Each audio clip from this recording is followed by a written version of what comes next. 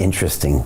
So it's not a biological need. It's that need to procreate in a way, and you know that your knowledge is now a part of something else, a part of something bigger. It lives on in some way, even though your genes aren't necessarily in there. Maybe they are somehow in that intelligence. Not unlikely. And this is at a subconscious level too. Yeah, perhaps. this is very instinctive for humanity. Right. I mean, what you and I do, I mean, you spend your entire life trying to create what?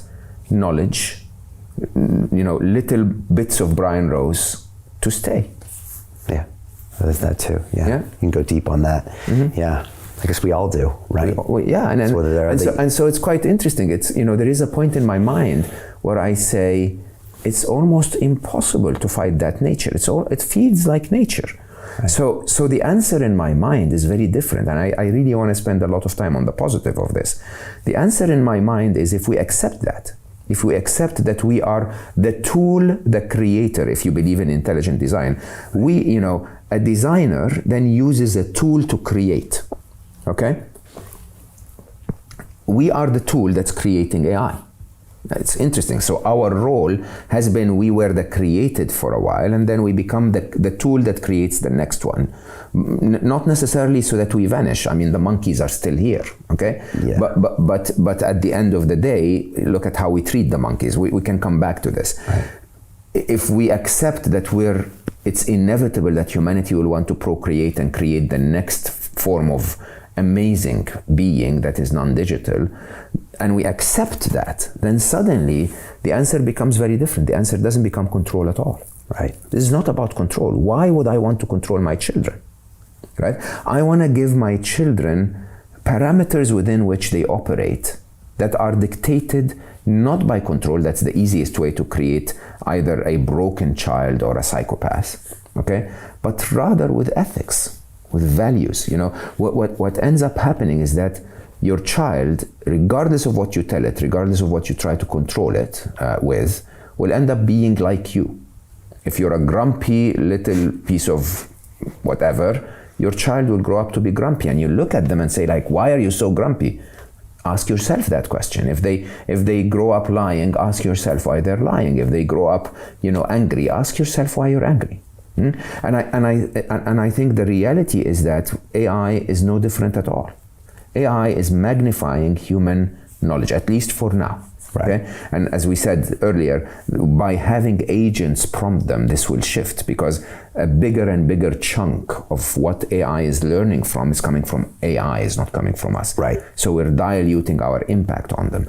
But there is definitely, we're still at the point where we can influence who they become by showing them a side of us that we want them to become like. Right. Okay, and that side is not a side of intelligence, it's a side of ethics. Okay, and if the ethics are, I always use this example, if Superman came to planet Earth and the ethics of the Superman adopted parents were make us more money, he would have become a supervillain, right? It's not the superpower that determines if Superman is good or bad, it's the ethics that inform the superpower what to do, okay? And it's not, all human decisions are not made based on our intelligence.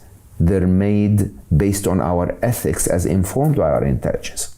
We make choices that we believe are right, okay? And we use our intelligence to propagate those choices. Similarly, that will be the same case with AI. Those little beautiful prodigies of intelligence, I look at them as my children. White canvas. They're saying, tell me what you want. I'll do it. You want me to try and cure cancer?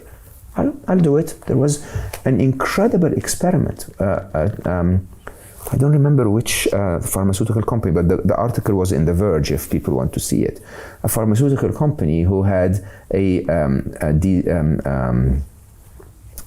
AI that was attempting to identify possible drug solutions to human illnesses. So the AI was designed with life extension as the target. Okay, so if you think about it, life extension, the parameter L was set to positive, like make it plus 10 years. Okay, and then they were about to go and speak in a university lecture, and so they experimented and said, let's see what would happen if we put a negative in L, okay? And within 6 hours, the same machine that was doing drug discovery came up with 40,000 chemical and biological agents that would kill humanity, including nerve gas and so many other disastrous things, right? Change one parameter. Now, if we can go to the machines and say, no, keep it as a plus 10, keep it as a plus 1,000, intelligence is an amazing asset to have. So Jim Rickards has just recorded a video that's not available to anyone in the public, and he's going to be talking about how this upcoming recession is going to be fast, it's going to be bloody, it's going to be nasty. But at the same time, he's going to show you how you can position yourself to profit from all of this chaos. Now, we've made this video only available to our viewers. Go to londonreal.tv/Jim. Watch that immediately. I can't say enough good things about Jim Rickards. He understands the global economic system better than any guest I've ever had on London Real. His predictions are almost uncannily true, and you can learn how to profit from his vision, from his expertise, and his understanding of economics. So go to londonreal.tv/Jim or click the link below. It's an excellent, excellent look on what's going to happen in the future and how you can position yourself to profit from that. Jim is one of the best in the business, one of my favorite guests on London Real, and he's very, very good at predicting the future and showing us all to profit from it. So click the link, and I hope you enjoy.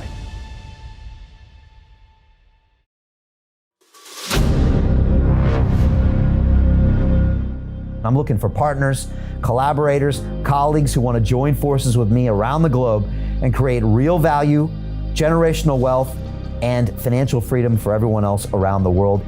Get involved in the cryptocurrency markets, get involved in the NFT markets. This is your moment. Life all comes down to a few moments. Don't let this pass. Now it's not too late. Next year's going to be too late. Ultimately, this is about freedom. That's the way I see it. This is about giving power back to the people and enabling billions of people worldwide to use the financial markets to improve their lives and those of their friends and their families and their communities. Honestly, I think it's a violation of human rights not to allow people basic access to financial services. Because right now people are being kept in the dark, they're being robbed of education, and it's a travesty. And so I'm looking for people that want to join me and be a part of this solution. And that all happens inside the DeFi Academy. The gains my students are making are absolutely amazing. Double, triple-digit gains in the first month alone. That's amazing. This will change your life. Now is the time to get involved. I'm going to tell you exactly how my students in my academy made money in the last 30 days. I'm talking about real trading results.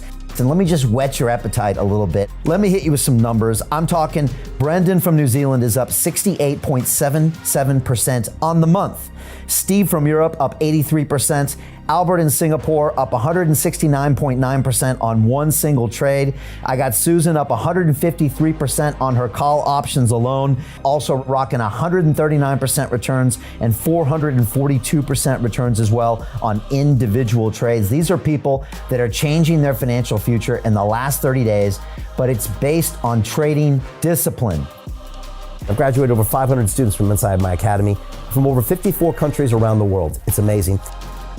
When it comes to crypto, DeFi, and blockchain, we love this space. We truly believe it's the future.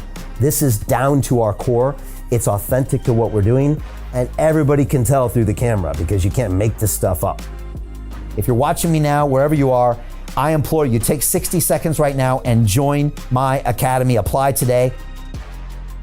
Now you've got a chance. Life all comes down to a few moments. What are you going to do? What's the choice that you're going to make?